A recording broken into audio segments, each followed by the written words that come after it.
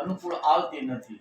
દરેકે દરેક બીજી જે પ્રવૃત્તિઓ છે ને બધી બંધારણ વાળી છે કે ભાઈ ગીતાજીનો પાઠ કરવો હોય તો અમુક બંધારણ છે, એ રીતે બેસીને જ ગીતાજીનો પાઠ થવો જોઈએ.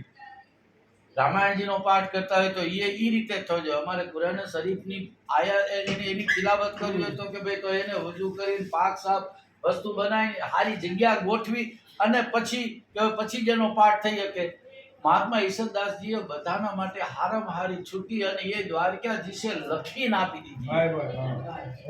ભગવાન દ્વારકાધીશે લખીને આપી દીધી કે કોઈ પણ સંજોગોમાં હરિરસ હરરસ એક હે અનરસ અનરસ આ માન બિન હરિરસ હરિ ભક્તિ બિના ये जन्म वृथा नर जान सर्व रसायन में सरस हरिरस समो न कोई एक घड़ी घट में रहे तो सब घट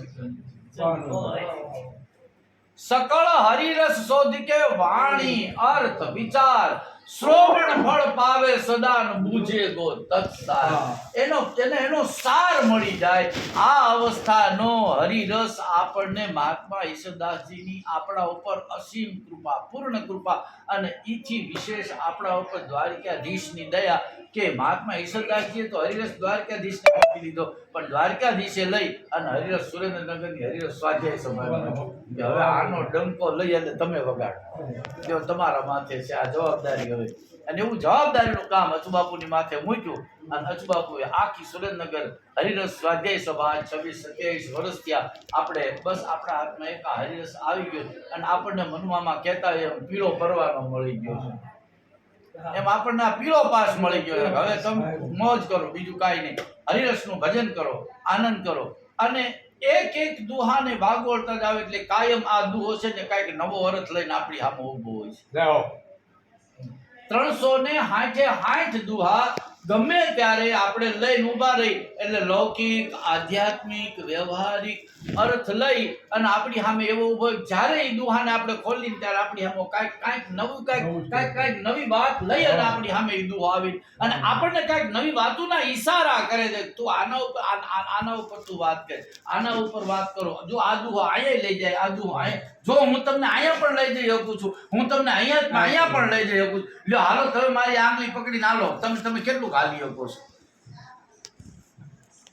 ભગતા પર ભૂધર ધણી ચાઢણ નીર સુચામ, હું તમારા ઉપર અભિષેક કરું છું. હાલો હું તમને ઉજળા કરું છું.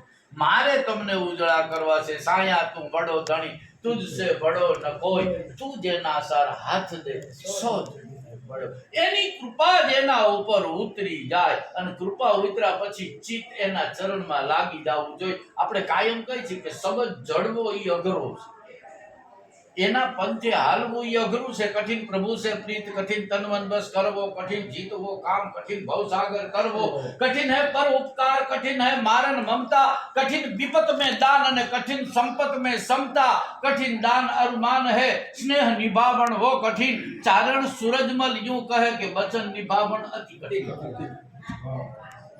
અરે કઠણ છે પણ કઠણ છતાંય જેટલી કઠણાઈ છે અને ઈ તો કે એટલે જલ્દી હાથમાં નથી આવતો અને હાથમાં આવી ગયા પછી જડવો ઈ અઘરો છે અને જડ્યા પછી અડવો અઘરો છે.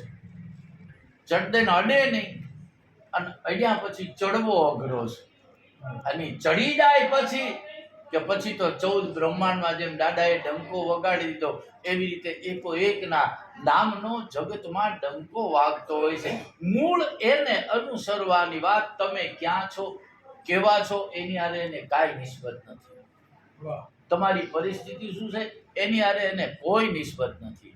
એને તો તમારા ભાવથી નિસ્બત છે, એને તો તમારા આપણા અંદર ઉઠેલા પ્રેમથી નિસ્બત છે.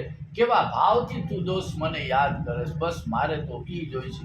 એટલે તો જગતે એને પતિત પાવન કીધું. પતિત પાવન છે ઈ આપણામાં આપણે તો પતિત જ છે ઈ સાહેબ, પણ એનું ભજન કરી તો ઈ આપણને પાવન કરી દે. એનો આશરો મળી જાય, એનું શરણું મળી જાય અને ઈ જો ભાવથી સેવાઈ જાય અને ઈ જો સેવાઈ જાય ને તો સાહેબ એવી જગ્યાએ આપણને લઈ જઈને મૂકી દે કે એની બરોબરીમાં મૂકી દે. એનું પ્રમાણ બ્રહ્માનંદ સ્વામી. એનું પ્રમાણ બ્રહ્માનંદ સ્વામી એ પોતે ખાલી તિલક અને માળા જ જોઈ છે, બીજું કાંઈ કહેતા કાંઈ જોયું નહોતું.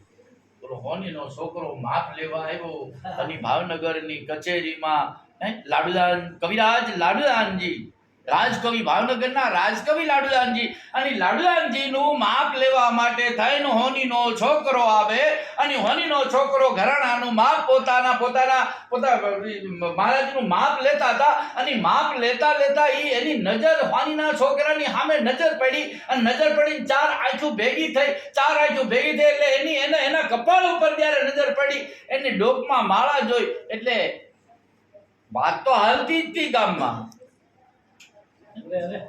કે આવો કોઈ તત્વ, આવો કોઈ સંત, આવો કોઈ સાધુ પુરુષ ઈ આપણા પરગણામાં આવ્યો છે કે જે એના ભજનથી ઈ પોતે તો પાવન થાય, એની પાસે બેહવા વાળા તો પાવન થાય, પણ એની પાસે બેઠેલાઓનું દર્શન કરવા વાળા પણ પાવન થાય.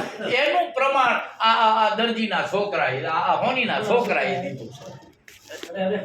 હોનીનો દીકરો એને કીધું કે આમ તો કે આ શું છે બધું? તો કે બાપુ આ તો મારી શ્રીજી મહારાજે આપેલા માળા અને તિલક છે.